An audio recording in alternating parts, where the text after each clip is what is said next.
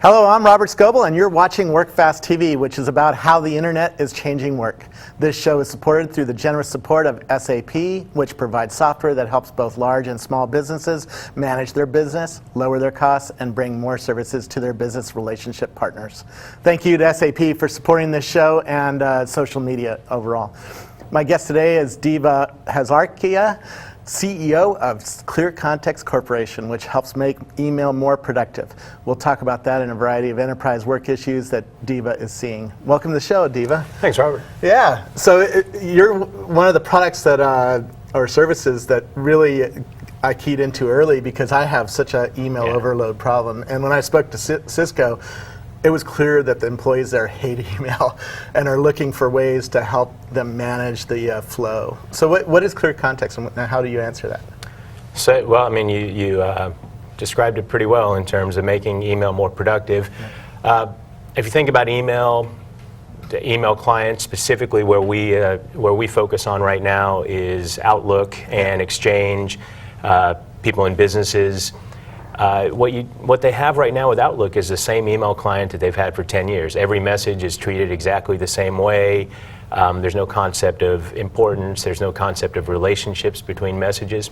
And we take that and sort of pull all the information together and provide more useful data around it. Yeah, just this morning I had 228 email messages come in before I even woke up, right? Just since midnight last night. Yeah, and that's what people see. We're seeing an average of about 100, 120 emails per day, and these are just the sort of, the non-spam and the non-newsletter type, the stuff that people aren't putting over into Gmail and stuff. Yeah. We're seeing people get 100, 150 real work-related emails every day. So, how do you process that? That's what we focus on. Yeah. Next week we're going to China, and so I'm dealing with a lot of people on China, and I want those to stand out. How does ClearContext make your important emails stand out or put them at the top so you answer those first? Yeah, so we do a couple of different things, and it's about priority and content. Those are the two things that we focus on. So the priority side of things is we look at your relationships with people. We look at what types of projects they're involved in. Have you sent someone a lot of attachments? Have you reply to them quickly? Things like that. Based on that, we basically pop it. We can do things like, color it red, however people want the email highlighted. So that's the priority side of things. And you do a lot of that automatically without even touching the product. And then there's some overrides. Yeah, so you can... We should show a demo of just what it looks like in your inbox. Great. But let's cover some more basics first. Cool. Is it?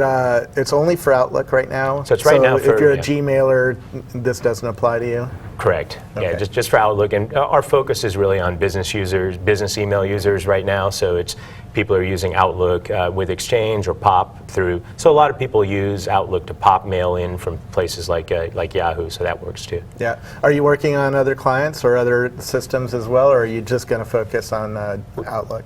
We will be, but I mean the market for Outlook and Exchange is so huge right now, and it's so as you know, there's so much complexity in that. We're in the near term, we're definitely going to be focused on Outlook because that's got the most traction within businesses. And last week we had Gist on our show, and I've had Zobni on other shows of mine. How do you compare or differ from those kinds of dashboard systems where they show you information about your email, which makes you more productive? You take a totally different approach, right? Yeah. So we'll see this when we get around to the demo. But really, it's about we're all doing the same thing, which is taking email, which is a very, very basic, unstructured format where just people are sending you messages and you don't have any context around them.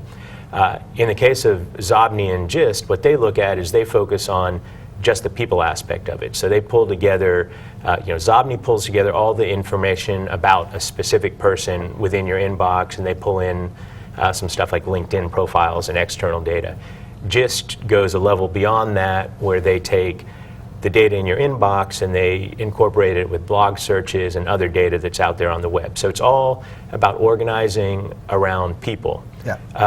what we do is we use a different axis. We do provide you some data about people, but what we're more focused on is the content of the messages and how do things tie together into projects. So a couple of people have actually referred to us as the Zobni for projects. And so if you think about people who are working on deals which involve a lot of people, people who are working on sales deals or any kind of project management where there's a lot of people, a lot of attachments, a lot of tasks, pulling that all together into project views is what we focus on. Okay, so let's see it and talk about what. Great.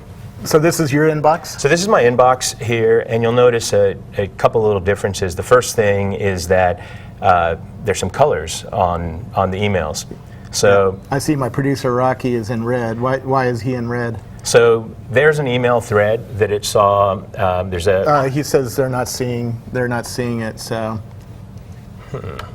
if you could refresh the screen, that'd be great. Are you seeing it now, Rock? Okay. So anyway, so you're in your inbox. You're seeing your stream like you would, but some emails are different color. Like one from Rocky was in red, and one from somebody else was in blue. Yeah. So it figured out that because Rocky's been in a thread that you've been involved in, you're a high priority contact of mine, and I'm responding to this thread, it automatically figures out that this is an important email, so it makes that in red. You notice I have some things in blue here. Blues are high priority, people that I've responded to, and then you'll notice the things. You'll notice things like my newsletters and other emails. They sort of fade into the background in gray. Very cool. So how is your algorithm doing that? Because you haven't. When I first loaded ClearContext, I didn't have to train it. I didn't have to do anything. It just started. It put all my spam in gray. It was awesome. Yeah. Right? So what we do is two things. Is we look at we go back and analyze all your folders, and we look at, are you replying to messages? Are you just deleting certain messages?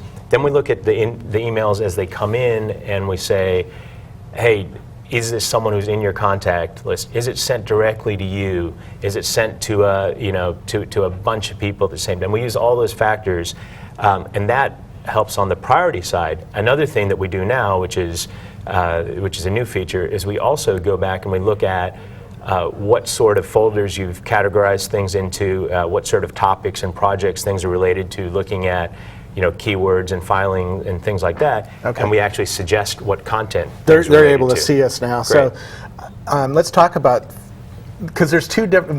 When I worked at Microsoft and I walked around and interviewed a bunch of people, I always looked at how they handled email, and there was two kinds of people, right? There were folder people that put everything into hundreds of folders, right? Yeah. And there were pilers, right, that just had one inbox with 60,000 things in it, and they just answered the email as they came in, and they didn't try to file it into. How does it help both people? So for the pilers, the real big priority, the real big feature is the priority. So if you imagine, here, obviously I'm a filer here. I've only got a few messages in my inbox here, but even if I had thousands, this message from Rocky would still be in red. So even if I've got 100, 200 new messages, those things are going to pop out. So that the priority side is really useful for the pilers. Yeah. On the other hand, for the filers, I'll go to a message here that I want to file. I just hit file, and even though I have thousands of folders in here, it suggests, based on the characteristics of this message, who the sender is, things like that, it actually suggests right there, it suggests 4 folders that it could go into, and this actually happens to be with this information overload research group. Wow. So it just suggested that, and I just... Now I can still drag things over to folders? You can still drag, you can use everything, you don't have to change anything about the way that you work, but here I just hit one button and it told me where I probably want to file this into. And once I filed, so now I just hit file. So I have a folder for my China trip, and I put certain people into there, like Christine Liu goes into there. It'll know the next time Christine sends me, if I try to click on that file button, it'll probably guess that exactly. China and now, so if it's an existing thread, it'll automatically put it there. And if that person sends you something new now, because most of your interactions have been around that, if you just hit file, it'll say, oh, this probably wants to go into the China folder. Is that right? So it'll automatically do all that for you. That's really cool. What else does it do to help you? And why does this work? Because when I tried it at Microsoft, it made me more productive. Instantly, I could recognize I was being more productive. And other people at Microsoft who tried it said, man, this really is a killer thing. It's just the color of the text, right? But there's something about it that helps you get started on email. It gets you over that fear of looking, because I dread looking at my inbox, right? Yeah, it's the idea, first off, that you might have the sea of, a couple hundred new messages when you get up in the morning. That's the first thing, is that we can automatically process a bunch of messages, and also we can do things like, go ahead and pop 5 of those in red. So now you're not worried about trying to wade through each of those to find those 5 messages. We've automatically found that for you. So that's probably the easiest thing. The other thing I'll show you here is we automatically process things. So we have this concept of notification managers. You notice I've got Facebook here. What I'm doing is I'm going, and this can be created for any type of automated message. What it says here is I've got 8 Facebook messages. This already processed out of the inbox. We call that bacon, right? Yeah, exactly. So all of the, if you're on Doppler and somebody joins you, or you're on Facebook or on Twitter and somebody joins you or adds you or follows you, it sends an automatic email, right, saying, hey, this person's followed you. I've turned all that stuff off because I haven't had a system like this to handle those and put them somewhere. Yeah, and if you think about things like, like LinkedIn, for example, you might not care about all the messages of people who have accepted you as a contact, or people who have requested you as a friend. Maybe you want to do that, once a week, look at your, all the new people who have requested to add you. But if a contact of yours is making a request, that's different, right? Yeah. So same thing with if you're looking at, if you're an eBay person, you might not care about all the general notices, but if you've been outbid, you want to be notified. Yeah. So what this does is that anything that's automated, it lets you create, and we've got a couple of templates, like I said, for Facebook and LinkedIn to automatically categorize those. But now I just, can create that for anything that's automated, and define what an alert is, what thing I want to be alerted for, and it'll automatically highlight that. So again, it's the same concept here of looking through a bunch of data. Yep. And helping you pick out the most important stuff. So that's on the, that's on the Pilar side of things, to help people manage this huge flow. The other side of what we do is create these dashboards, which is really more for filers and people who are dealing with projects. Okay, we'll get into the dashboards in a second. Some management issues. When I worked at NEC, they only gave me 200 megabytes of email space on the server, right? So I always had to create PST files on my laptop. In fact, last night I just backed them up for the first time in months. I was really bad. Does it help you manage what's on the server and what's on your local disk? And also, does it help the auto-indexer, the indexing system, not the indexing, the backup archiving system? Does it help? Because I'm always scared of using that, because I never know what it's going to put somewhere new. That message is one of the scariest things to come up, I think, in Outlook. Is Outlook thinks you should archive now. Do you want to archive? Yes or no? With no idea of what's going to happen, right? Yeah. So one of our large segments of customers, large use cases, are people with exactly that problem. They have, a small quota for their primary mailbox, and everything else has to be moved somewhere else. Yeah. But they've got tons of stuff that they're working with. They can't just delete it. They've got to keep it. So what do you do? Well, we have this concept of secondary data stores.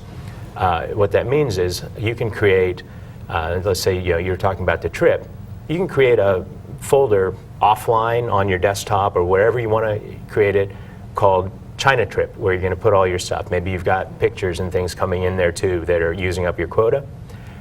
When you hit File from your inbox, it'll automatically file it not into a folder on your on your corporate mailbox, but over into this archiving folder. So you can automatically link the topics to folders outside of your inbox. So that's something that tons of people use. Yeah. What about contact management? Because like Rocky and I go back and forth more than anybody else, so his name will be in red on my system. Do you automatically tell me, hey, you should add this guy to your contacts list?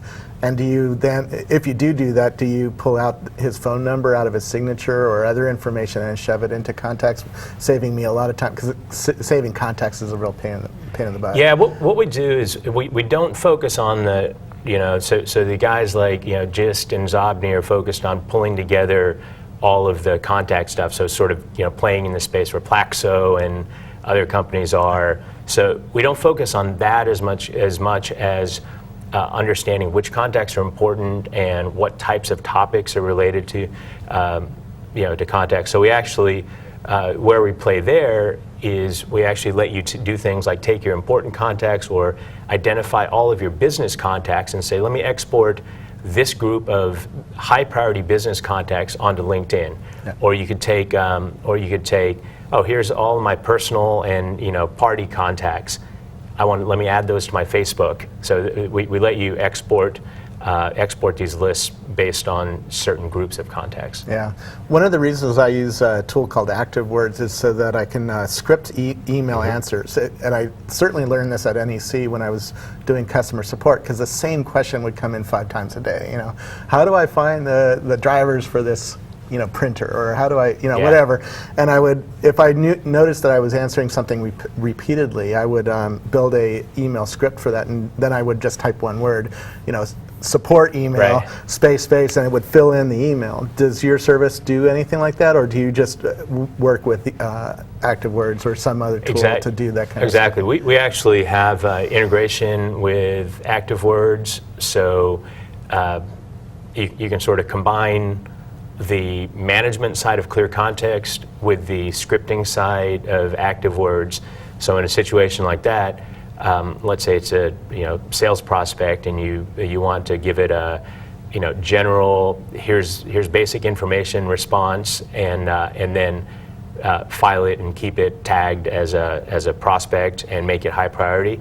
You can create you could script something like that in ActiveWords, and ClearContext will automatically take care of managing the email, filing it together. Not only file the initial email, but also your responses and everything back and forth, all the attachments. We'll keep all of that together in one place. So that's another big challenge people have, is they send stuff to people. How do you keep that stuff linked with the original messages and keep track of what the back and forth has been? Yep. A lot of people, when I talk about Zobni or add-ins to Outlook, they say it always seems to slow down my Outlook. How have you guys handled that so that you don't impinge the performance of Outlook, which is real important? I find I get my Outlook gets slower and slower too as the file sizes get bigger and bigger, and that's another problem. Yeah, and that's definitely something that happens with Outlook.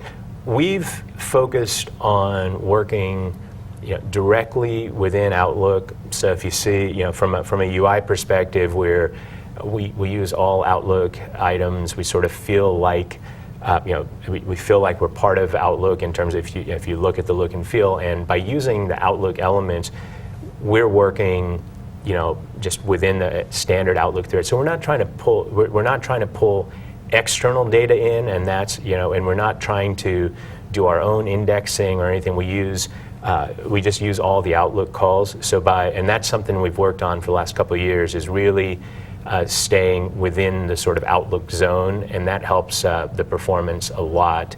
I think the big challenge is when you go outside of Outlook and you're pulling in all sorts of different content and pulling more content in. Mm-hmm. It's a big challenge for performance. But we're focused on staying within the Outlook, within the Outlook structure. Very cool.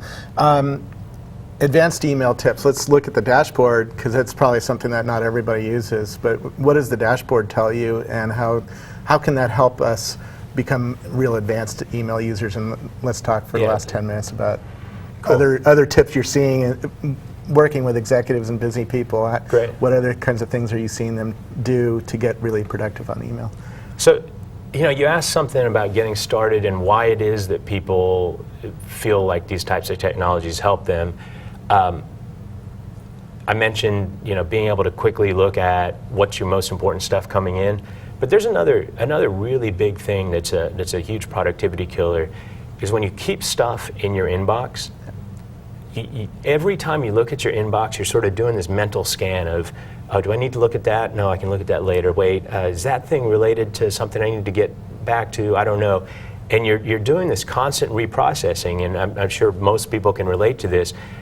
Before you reply to a certain message that has an action on it, you might have looked at that message 20 times, and each time spend a little bit of your brain power thinking about, should I focus on that? Yeah. This gets back to the David Allen interview we had on this show. He really talks about the principle of not only getting your inbox free so that you don't have that karmic battle in your inbox, but also getting things out of your head, because you keep remembering, I got to do this expense report, I got to do this expense report, and you really waste a lot of brain power on it. Yeah, so what we do is when you create these tasks, we actually then link everything together. So you create a task, you send someone a document, you create an appointment, you have a meeting, all of these things. Not only do we let you do the sort of David Allen stuff, and GTD users are a big part of our customer base, not only do we do that, but we also, after you file the message, we've got it all linked. So you don't have to worry about, see, you can stop worrying about, oh, am I ever going to be able to find that message again? Because when you go to this project, and we'll take a look at the dashboard here, when you go into the dashboard, what it's doing is the first thing you'll see this big screen here. This is the summary dashboard. Yep. And so what this has right here is it's got an overview of all of my tasks that, right now I've got 3 overdue tasks here, I've got 10 tasks due today. So it's got those, it's got all my tasks and actions, any follow-ups, things like that, that I need to do. And then it's got my appointments for the day, and then my notification managers, everything that's been filed automatically. So now, how do you get a task in here? Did you click a button, or did you just drag it over to the task? So I just created, as when I'm on in my inbox, I just hit a single button that says task, and now it creates a task with everything filled in automatically, and then and using the old way of dragging it on top of the task item would do the same thing? Same thing. Okay. Same thing. Everything. I just wondered if it was a new ClearContext way of doing tasks. You can do both. Well, what we do, again, with tasks and schedule, things like that, we just let you push one button and automatically links everything together. Yeah. So that's the overall dashboard. But then where it gets really interesting is I can open up these windows for a specific project. So here's IORG, this conference. You'll notice what it's done is it's got all of my messages related to, all my message threads related to this group, upcoming appointments, all the contacts. So I can pick a couple of different contacts or the whole group. Now, did those contacts get added automatically? Automatically, everything's. So I didn't have to add them to my contacts list in Outlook and then categorize them. So it's looking, and some of and if it's not. If I've got an email address that's not in my contact list, I can hit this button to actually create an Outlook record for them. And then once I've selected a group here, I can do things like send a group email out, create a distribution list, things like that. So it's automatically it's automatically analyzing all the people who have been associated with that project, and then creating lists of those. Same thing with attachments. You look here, here's a perfect example. This weekend I'm heading off to the defrag conference. Yep. So here's a list of all my defrag related appointments. I can actually go to the email threads and read about the back and forth. Here's all of my contacts for the conference, and then here's my to-dos. So that's... Now, how did one of these tabs get created? Did you have to create automatically, everything, all of that automatically is pulled together. It just recognizes that, like my China trip, I'm talking about China with a lot of people? So once you create this folder, you just create it uses all your standard Outlook folders. You create a folder called China, put something in there, and once you put something in there, it knows that that person has to do with China, that email has to do with China, the attachments. Then when you're in that folder, you hit a task, it knows that task is about China. The last thing I'll show you real quick here is, here's my personal folder where I've got a Halloween party and stuff going on. I can actually look in here, here's a list of attachments. If I open this up right here, the Attachment Explorer, it actually gives me, just like a file system, it gives me Explorer here. So I can explore through all the pictures in this folder, in my personal folder. If I have things like spreadsheets, It'll preview spreadsheets in here. So basically, what we're doing That's here really cool. is we're saying. Now, do you have to have all of Office loaded for that functionality to work? Yeah. Well, this is within. So these viewers are within Outlook. So you'll need Excel and you'll need Office loaded. But the idea here is everything you can do in terms of navigating attachments on your desktop. Yeah. We want to let you navigate attachments like that in folders. So the theme here again is looking at these different types of data, looking at projects, looking at emails, looking at tasks, is we want to look at these different types of data differently. And I think that's what expert, when you talk about sort of expert email usage and what people are doing, it's looking at different types of data and dealing with different types of data in different contexts. Yeah. What else are you seeing in the marketplace? What other tools would you use in conjunction with ClearContext to help make our email experience more productive? So, we mentioned a couple of them. Yeah, we mentioned Zapier and Gist on the contact management side. What Gist is doing is pretty interesting in that they're sort of starting where we leave off on Outlook on the contact side. Like, so ClearContext might create a list of contacts related to your China trip, right? Yeah. What Gist then will do is say, okay, here's the data about them from within Outlook, about that group of contacts, but also if you want to go search, go to the Gist website, they'll pull in all the external stuff. So I think that's something that when people are looking for data that's beyond the Outlook stream, that's something that's useful. We see tools like Tripit for people who use travel. Again, if you think about it, it's the same concept. Yeah, you forward your email to plans@tripit.com, and it automatically parses that email, which is something like from United or a flight carrier, and it parses that email and tells you all sorts of stuff about it. It's really cool. So if you think about what we're doing on a general sense for projects, where projects that have attachments and contacts and tasks and emails associated with them, we pull all that information together for any type of project. What Tripit's doing on the web is you could say, let's say I have this defrag trip, I can forward all of the emails associated with my defrag trip over to Tripit, and it'll create a dashboard of all my itineraries. Yeah. So I think that's, looking at all this stuff, I think that's the theme. We're talking about the same thing if you want to really get productive, is you've got to look at these different types of data streams and figure out how do you want to deal with them. And there's just too much, the reason this stuff all exists is there's just too much data out there for people to be able to sort of consume on a one-by-one basis. Yeah.